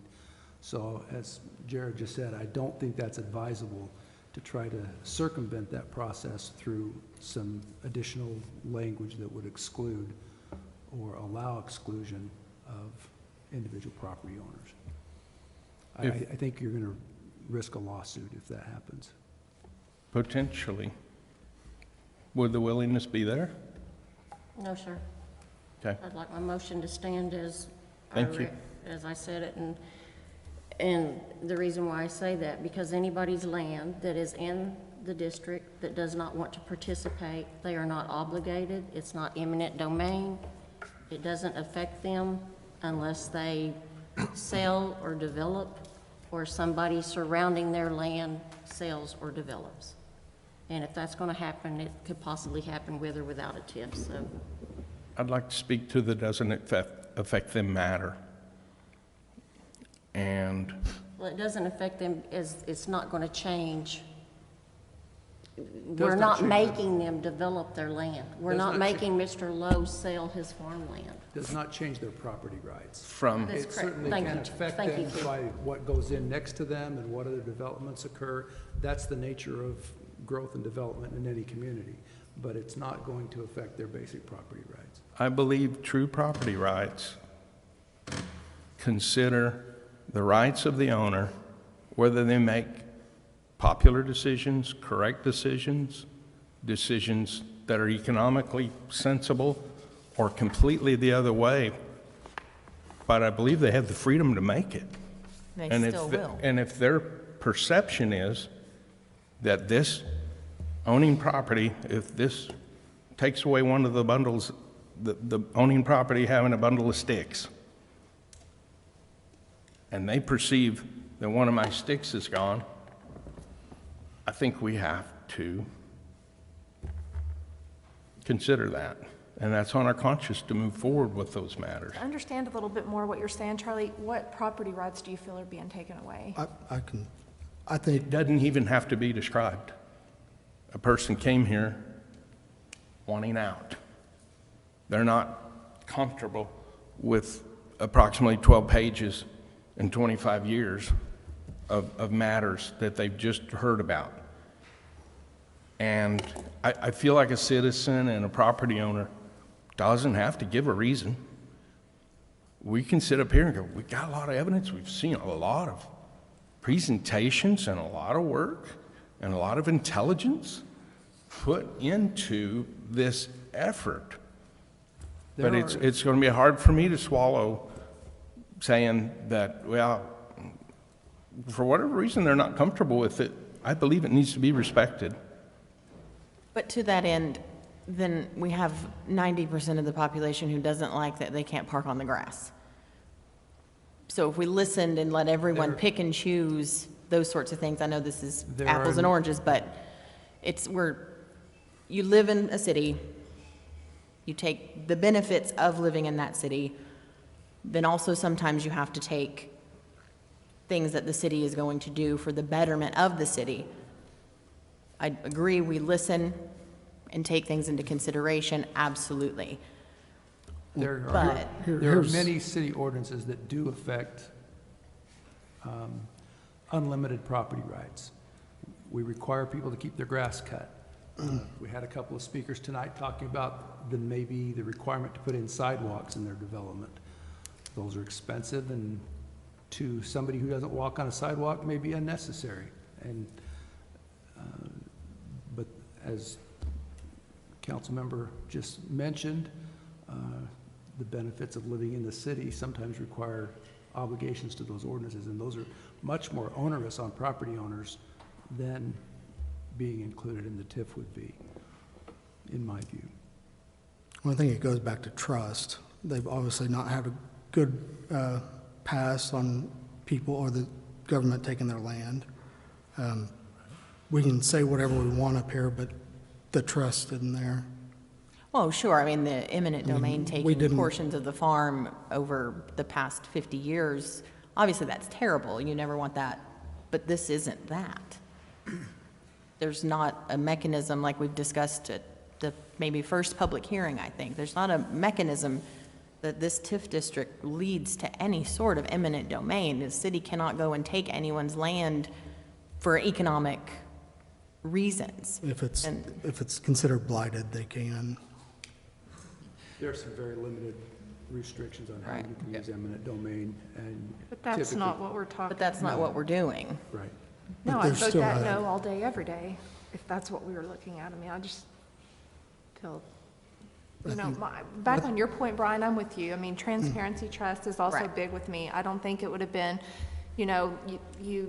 I know that as me being on council, this is the first time to negotiate a TIF project, and I don't know if anybody else on here has either, but, going forward, and if we were to, do this again, I don't know, I was with the planning committee, was it open to the public? Review committee? Yes. Did you have a good turnout for that? I mean, I know that we have a couple of property owners here, and there's probably how many, 50 to 75 others out there, or are we looking at that many? And I mean, were people well informed I want to make sure going forward, I mean, I feel like to go back and reverse, we'd be throwing something away, but going forward, that is something that's important is, the trust and transparency, and make sure that they all, have input. Those were public meetings with public notices provided in the newspaper and on our website and on our bulletin boards. Whether that's an effective means of communication, I suppose, could be debated. Okay. But we did not engage individual property owners. And in hindsight, maybe we could have. However, that could have led to a very difficult process if you're creating the presumption that individual property owners can opt in or out in a process like this. And so I think there are some practical dangers in trying to engage in that kind of a process.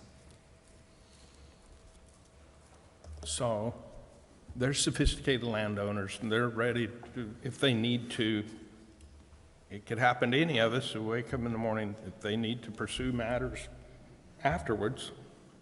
Has that ever happened, Mr. Attorney? In TIFs in Oklahoma, is there some instances where that's ever happened? Like a referendum process, is that what you I don't mean, know. or- I don't really understand the referendum process, but I just wondered, have all these always gone smoothly? No. Had there been opposition that after the approval process of a city council had to get engaged in a legal process in a different way? There's any number of to be outcomes. heard or have So their rights protected? I think the greatest example is the 2005 City of Guyman case for Seaboard Foods. That kind of is the baseline for all of these. The county actually sued the city in that instance, saying they didn't want to take it, and the Supreme Court took it and went all the way and said, no, that's exactly what the statute says. So is it a district court matter for an individual property owner that would disagree with The ordinance could be challenged just exactly the way any other ordinance is challenged as adopted by the city. So What would be the appropriate venue for that? I don't think it's my opinion to Right. weigh in on that. Oh, Probably okay. defer to your city attorney. We have a council here. The process is after, if it is passed, then it's a referendum? Yeah, so there's Petition? there's a referendum period upon final adoption that you can challenge the ordinance within the allotted statutory time period.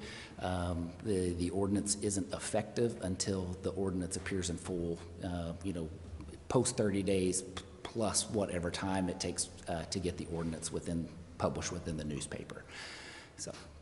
I would just add, Mr. Burris, with all due respect, the question you're asking requires either Jared or Amanda to give legal advice to individual landowners, and I think that's probably an inappropriate way for us to handle that. I don't want to dismiss the importance of the concern of the question, but I think it does put our professionals in a difficult position to Perhaps, maybe. And that's what I'm saying. There is respect both ways for knowing that, hey, there's talk of it shouldn't bother you. I understand. On the other side of that tennis net is somebody that goes, maybe going, yes, it does bother me. And we're not here to cast judgment on the reasons for the bother. But we're using a state law that apparently what this council does matter, because it's, at this point, asking for our approval. And that's what I'm asking fellow council members and mayor to consider, the weightiness of it. And I think that's what our vote is considering the weightiness of it, which we will have. And we are tasked shortly. with representing the entire city. I've got another question. Yeah.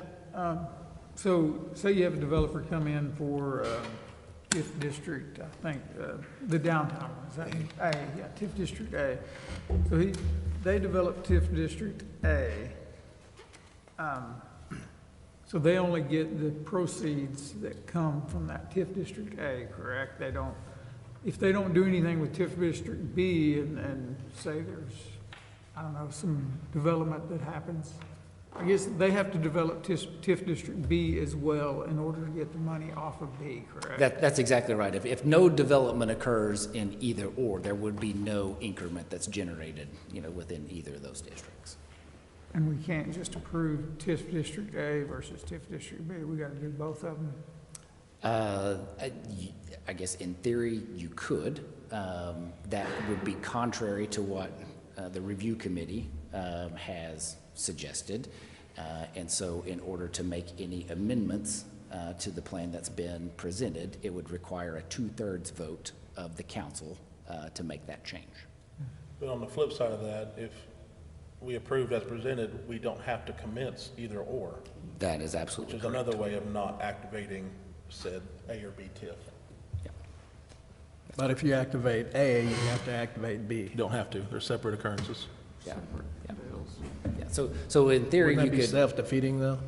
Sorry? Wouldn't that be defeating as far as trying to, get the tax increment off? I think of it's the- set up that way, so if you have a development that's ready to go in A, you can go ahead and commence that while you're still waiting on B, and if nothing ever happens in B, then you just never commence it, and it goes away into fairy dust. Okay. That's why it's set up that way, I believe. Correct me if I'm Yeah, wrong. no, I would agree with that assessment, and it would, I guess in theory, you could start them at the clock at the exact same time. I think it's contemplated exactly what you said, Mayor, that you would commence one when it's appropriate to commence that one. You would not commence the other one until it's appropriate to commence that one as well. So the other one could actually start later. If it starts later, then its 25 years is going to last longer than the first. That's exactly right. So it's 25 years from the date that the council takes action to commence the actual district. And we have how long to start, or we trigger the district by vote of council? 10 years. 10 years. Okay. Yeah. 10 years is what's in the project plan that requires initiation of either district. Yes, sir.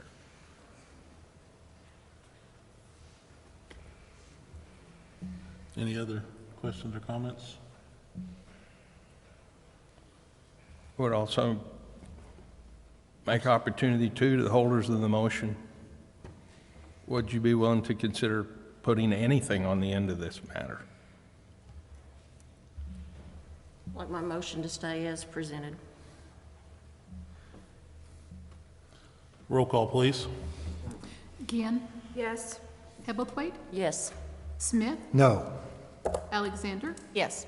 Burris, No. Gertis, No. Boyd, No. Grayson, Yes.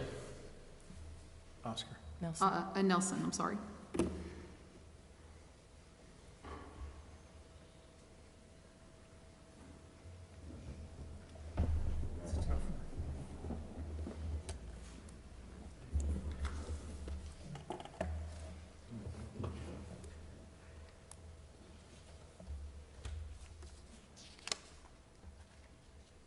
You don't say anything.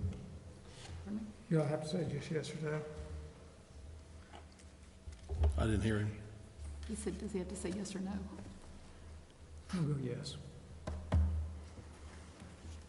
Motion passed.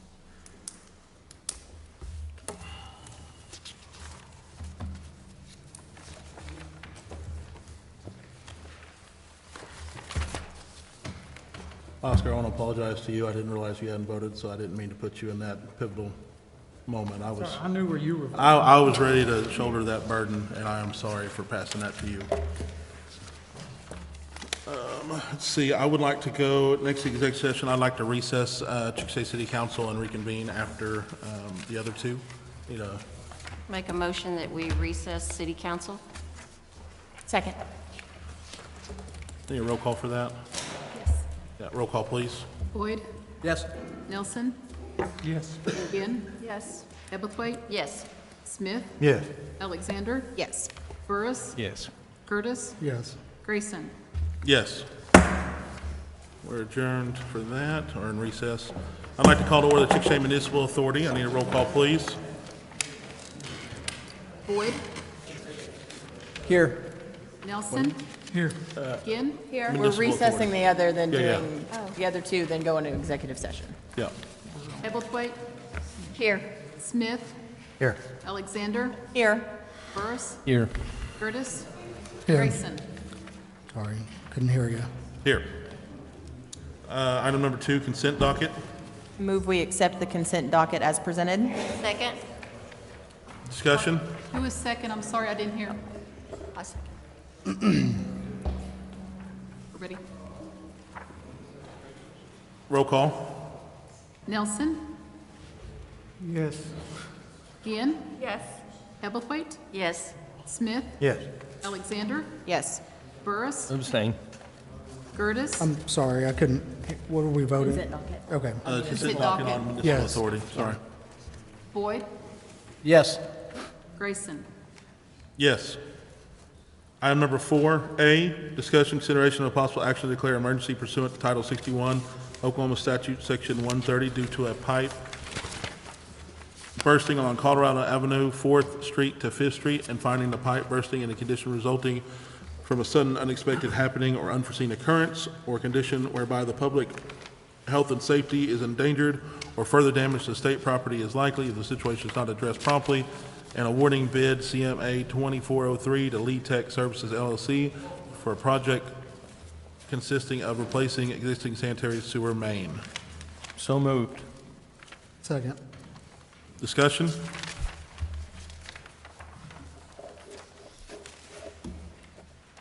Roll call, please. Ginn, Yes.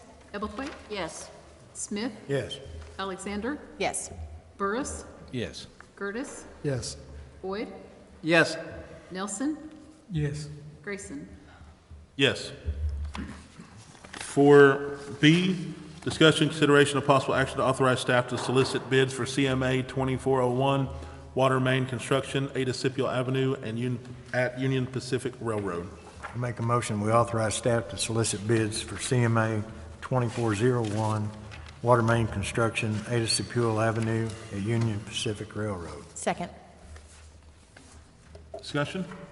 Question, this is new service, or does this replace something that's already under that railroad track? This is all new? Okay. Are we able to connect up to it yet, or this would be all future? No, this is a project we've been working on for quite some time, negotiating with the railroad. to Is get it that access. loop down there? Yeah, just complete the loop. Which way does it flow? East or, it goes, kind of goes east and west, or I think where do we that- charge it from? Scott, do you know which direction that flows? Yes, sir. This is a water main. It's under pressure. So basically, it would flow either direction. We are going to connect it to the existing system on the east side of the railroad tracks. That's in place right now? Well, okay, so the part of what prompted this project, as the manager said several years ago, is you have a smaller diameter pipeline crossing railroad tracks just south of this location. That particular pipeline sprung a leak. Again, I don't know exactly when, but several years ago, and we believe it's uncased. So it's really kind of impractical, and it's impossible actually to try to fix it by digging it up and putting a clamp on it or whatever the case.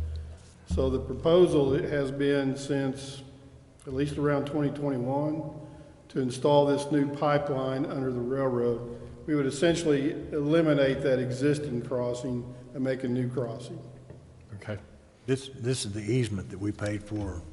You did? About 4 months ago or so? Yes, sir. Last council meeting, as a matter of fact, I believe it was. So Mr. Ritchie, I think was the last name. Okay. Correct.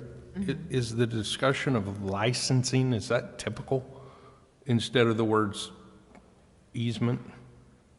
I notice in the agreement, instead of saying grantor, grantee, I think they say licensor and licensee, and I've never noticed that before in any kind of agreement, and I thought, am I learning railroad language here, or is that? Yes. Is that a new process, or is that how they've done it for years? You're really pretty far out of my area of expertise, except I have experience dealing with Union Pacific Railroad for decades, literally.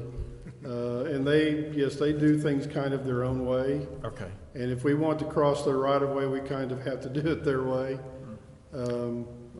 Beyond that, you would probably want to, dig in deeper with an attorney.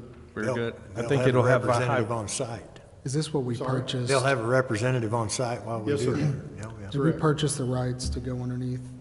I thought, do we voted on that? Yeah. 6 months ago maybe or something? Thank you. Any more discussion? Roll call, please. Hebblethwaite? Yes. Smith? Yes. Alexander? Yes. Burris? Yes. Curtis? Yes. Boyd? Yes. Nelson? Yes. Ginn? Yes. Grayson? Yes. Motion for adjournment. So moved. Second. We're adjourned. I'd like to call the Chickasha Municipal Airport Authority to order, please. Need a roll call?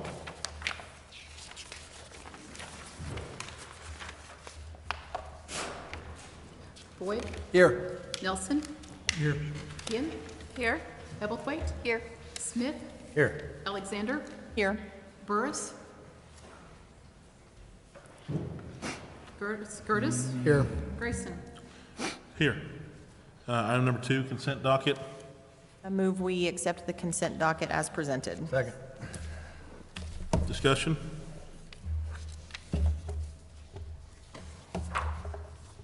Roll call, please. Nelson? Yes. Ginn? Yes. Hebblethwaite? Yes. Smith? Yes. Alexander? Yes. Burris? Curtis? Yes. Boyd? Yes. Grayson? Yes. Item number 4, motion for adjournment. So moved. Second. We're adjourned. I'd like to reconvene the Chickasha City Council meeting. Need a roll call, please.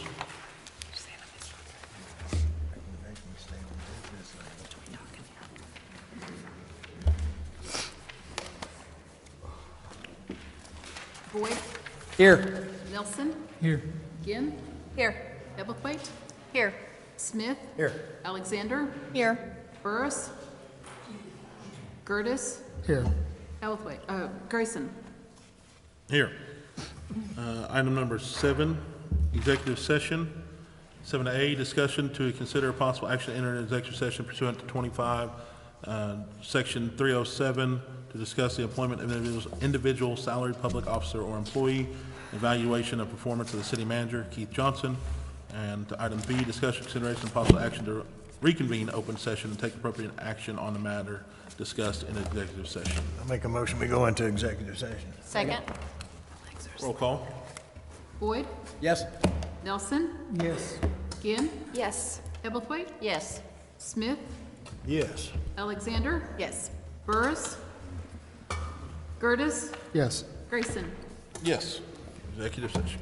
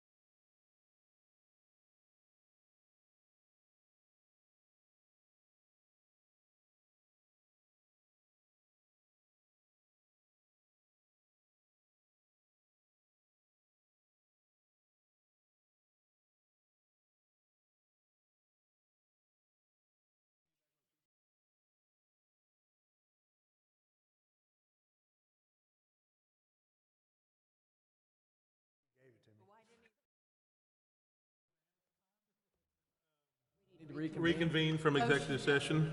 Need a roll call, please. Boyd? Here. Nelson? Here. Ginn? Here. Hebblethwaite? Here. Smith? Yes. Alexander? Here. Burris? Here. Curtis? Here. Do I have a motion coming out of executive session? I will try to do this correctly. I'd like to make a motion that we increase the salary and the car allowance of Mr. Johnson by 5%, effective with the next pay cycle. Second. Discussion? Roll call. Nelson? Yes. Ginn? Yes. Hebblethwaite? Yes. Smith? Yes. Yeah. Alexander? Me, yes. Burris? Yes. Curtis? Yes. Boyd? Yes. Grayson? Yes.